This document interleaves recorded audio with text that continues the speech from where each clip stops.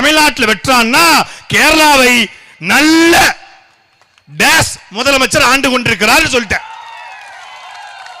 நல்ல மனிதநேயம் கொண்ட, அறம் கொண்ட, மானம் கொண்ட, ரோசம் கொண்ட, வெக்கம் கொண்ட, சூடு கொண்ட, சொரணை கொண்ட, ஈனம் கொண்ட முதலமைச்சர் ஆண்டுகிட்டு சொல்லிட்டேன். நான் இந்த முதலமைச்சர் பத்தி தப்பா பேசவே இல்லையே, அவரை புகழ்ந்து பேசினேன். என் மனைவிக்கு நான் லவ் யூ சொன்னேன், ஐ ஹேட் யூன்னு சொல்லலையே. நான் யாரையும் பார்த்து நான் லவ் யூ சொன்ன உனக்கு என்ன கோவப்படுது? நான் கேரளா முதலமைச்சரை எந்த சேட்டு கேரளமானோ எந்த சிஎம் விஜயனானோ நான் பாடினேன், உனக்கு என்னப்பா? அதுக்கு 57 நாள் வழக்கு. நான் உண்மையிலே அதை சொல்ல, எடுத்து பாருங்க காணொலிய. அதுக்கு வழக்கு போட்டு 54 நாள் ஜெயில் வச்சு அதுல குண்டாஸ் போட முயற்சி பண்ணி அந்த வழக்குல 6:30 மணிக்கு தக்கலையில கூட்ட முடியுது, 7:30 மணிக்கு தக்கலையில எஃப்ஐஆர், 8 மணிக்கு தேடி வர்றான். அது ஒரு பொலேரா காரு, ஒரு ஸ்கார்பியோ காரு, ஒரு இன்னோவா கிறிஸ்டா காரு, ஒரு குண்டாய் கிரெட்டா காரு, 4 கார்ல, அதுவும் ஓன் போர்டு வண்டியில நானும் அண்ணன் ஹிமாயினும் போறோம். எங்களை திரட்டி சர்வதேச தீவிரவாதி மாறி காட்டுக்குள்ள தேடி வந்து, ஆனால் சீமான் தம்பிய பிடிக்க முடியாம அண்ணன் சீமான் காலை பிடிச்சு கெஞ்சி கதறி அண்ணன் டேய் போய் போய் போடா போடா போய் ரிமாண்ட் ஆகுடா அப்படின்னு சொன்னதுனால தைரியமா போடா அண்ணன் இருக்கண்டா, அண்ணன் இருக்கண்டா, தீபாவளிக்கு முன்னாடி எடுத்துருண்டா. எந்த தீபாவளின்னு சொல்லல அவரு, தீபாவளிக்கு முன்னாடி அது சொன்னது கூட இருந்த ஒரு எங்க அண்ணன் வக்கீல் சிவகுமார் அண்ணன், ரொம்ப உண்மையை மட்டும் தான் பேசக்கூடிய வழக்கறிஞர். போடா அப்படின்னு சொன்னதுனால போன. என்னை பிடிப்பதற்கு, நான் ஒரு வார்த்தை பேசியதற்கு, என்னை பிடிப்பதற்கு 4 தடிப்படை போட்டு தேடிய கன்னியாகுமரி காவல்துறை இந்த ரமேஷ் பாபு, இந்த ராபின்சனை பிடிக்காம என்னத்தடா புடிங்கிட்டு இருக்கீங்க? என்ன புடிங்கிட்டு இருக்க?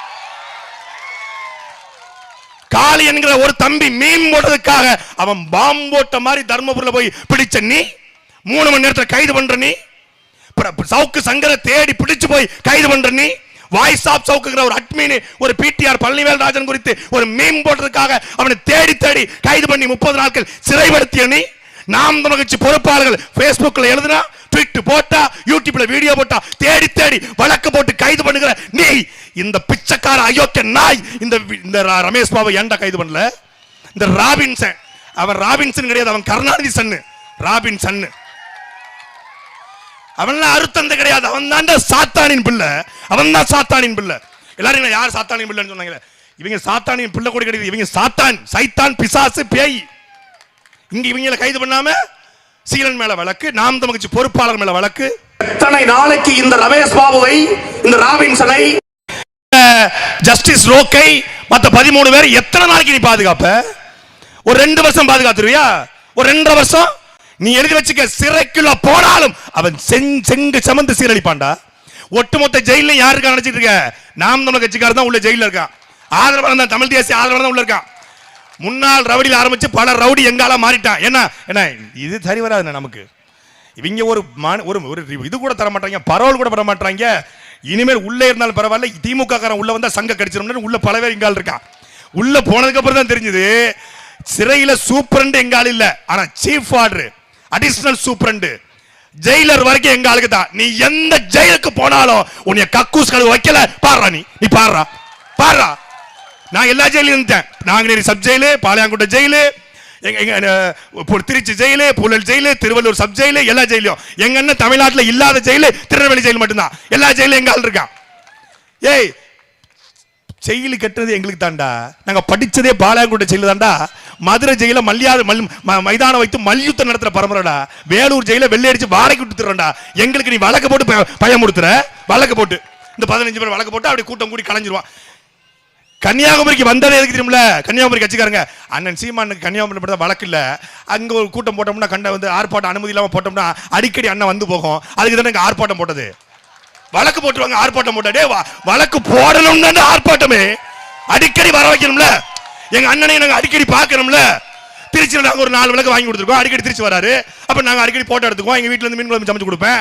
அது எங்களுக்குள்ள ஒரு நட்பு உருவாவதா இல்லையா? ராஸ்கல்ஸ், நீங்க எங்களை வேற மாதிரி நினைச்சீங்களா? டேய், நாங்கள் எழுதி வைத்துக் கொள்ளுங்கள். அக்கா காளியம்மாள் சொன்னது போல நாங்கள் கருணாநிதி அண்ணாதுரையை பார்த்த அரசியலுக்கு வந்த பிள்ளைகள் கிடையாது.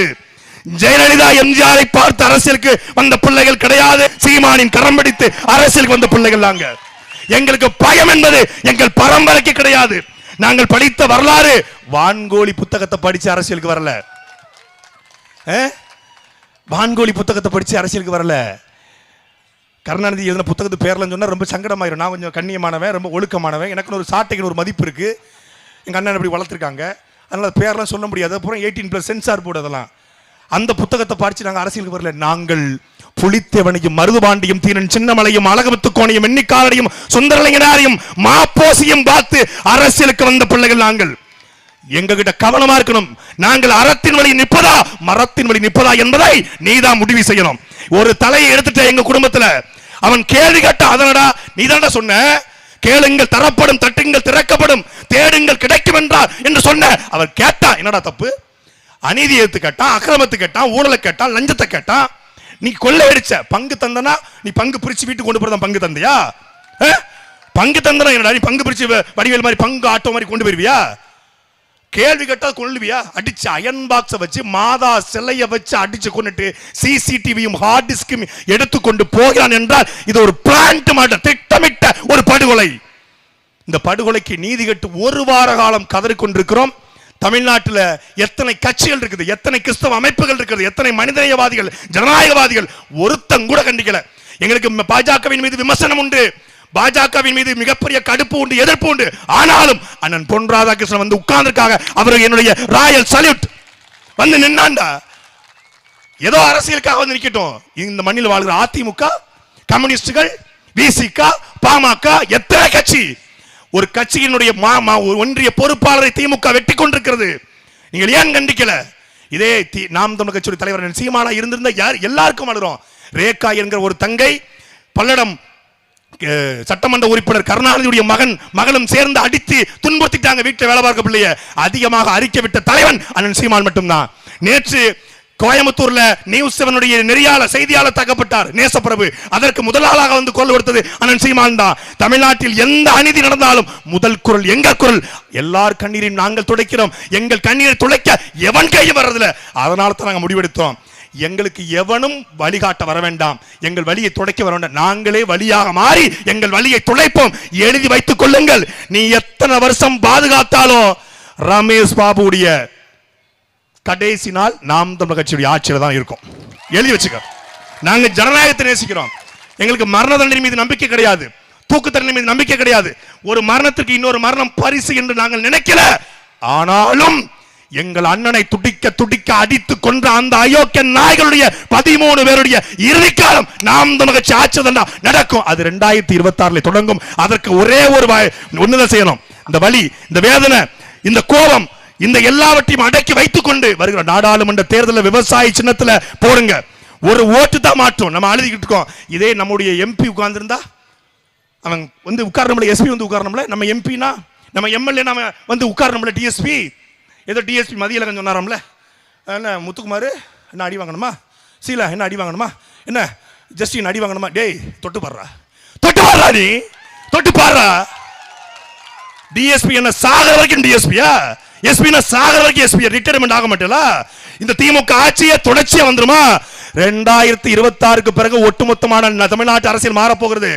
சேலத்தில் இந்த மாநாடு பாத்தீங்கல்ல, 100 கோடி ரூபாய் பணம், 65 கிலோமீட்டருக்கு விளக்கு, 5 லட்சம் கொடி, 1.25 லட்சம் சேரு, 2 லட்சம் பேருக்கு சாப்பாடு. ஆனாலும் சேர்ல உட்கார்ந்து பேசிட்டு இருக்காரு உதயநிதி ஸ்டாலின்.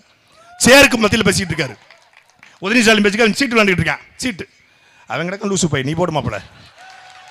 ஏன் நான் ஒரே ஒரு முடிச்சுக்கிறேன்.